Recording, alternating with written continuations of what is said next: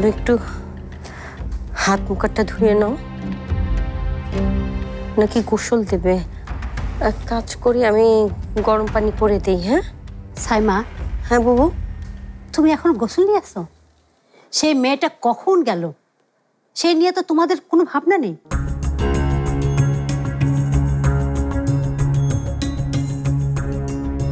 ভাবনা আছে বাবু, ওর উপরে আমাদের আস্থাও আছে। আস্থা তো তোর পল্লবের উপরেও ছিল, সে আস্থা তো সে রাখতে পারেনি, এটা তুই নিজে মুখেই বলেছিস। শোন, তুই ছেলে মেয়েদের, বিশেষ করে মেয়েটাকে না সবসময় মাথায় চড়িয়ে রাখিস। স্বাধীনতা সবার জন্য না, আর মেয়েদের বেলায় তো একেবারেই না। ছেলে মেয়েকে আলাদা করে বিবেচনা আমি করি না বাবু। তুমি যে করছো সেটা দেখো অবাক হচ্ছে। শোন আফজাল, ছেলে মেয়ে আলাদাই। মেয়েদেরকে পরের বাড়ি যেতে হয়, বাড়িকেও কালকে যেতে হবে।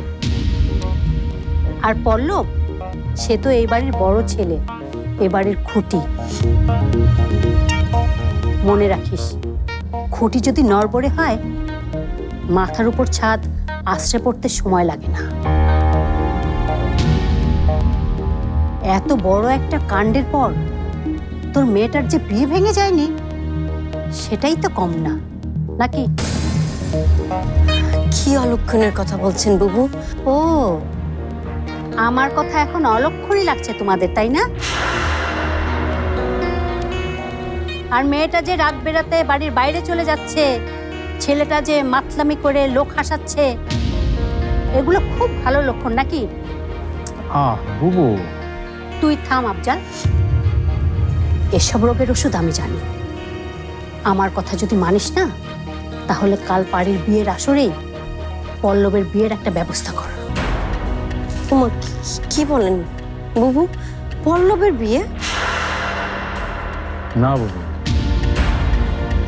যে ছেলে এখনো নিজের দায়িত্ব নিতে পারে না, তাকে বিয়ে করিয়ে আর একটা বড় বিপদ আমি ডেকে আনতে পারবো না। দায়িত্ব কি এমনি এমনি নিতে শিখে নাকি? দায়িত্ব চাপিয়ে দিতে হয়। আর বইয়ের চাইতে বড় দায়িত্ব আর কিছু আছে নাকি? তোমার কথা মানতে পারলাম না বাবু। বিয়ে করলেই যে সব সমাধান হয়ে যাবে, সবকিছু ঠিক হয়ে যাবে, এমনটা আমি মনে করি না। আচ্ছা ধরো, তোমার কথাটা আমি মেনেই নিলাম, মানে কথার কথা। তাহলে হঠাৎ করে আমি কোন পরিবারে যাব বিয়ের কথা বলতে? এমন যদি হয়, ধর তোদের কারোর সাথে যেয়ে কথা বলা লাগলো না, মনে কর সব রেডি আছে। মানে কি বলছেন বুবু? আমি তো আপনার কথার কিছুই বুঝতে পারছি না। সব কিছু রেডি আছে মানে? আমি তো না বোঝার মতো কিছু বলিনি সাইমা। আরে আমি মিথিলার কথা বলছি। মিথিলার পল্লব? কি বলেন? এতে এত অবাক হওয়ার কি হলো সাইমা?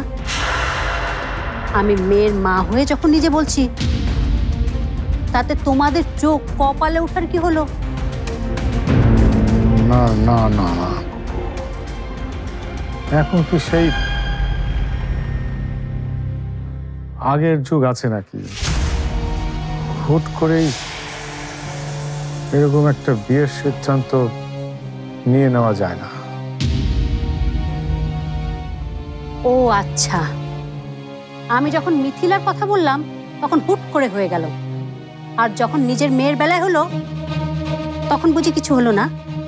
না বুবু, এসব নিয়ে তো আগে ভাবিনি। এত ভাবার তো কিছু নেই সাইমা। সোজা পথে যদি কাজ না হয়, তাহলে তো অন্য পথ দেখতে হবে, নাকি? শোনো সাইমা, এই দুনিয়া তো আর আমি তোমাদের চাইতে কম দেখিনি, বরং তোমাদের চাইতে 2 দিন হলেও বেশি দেখেছি। আমার কথাটা শোনো, আরে পল্লবের সাথে মিথিলার বিয়ে হলে সব দিকই রক্ষা পাবে। ঘরের মেয়ে ঘরেই থাকলো, আর ঘরের ছেলে তো ঘরে আছেই।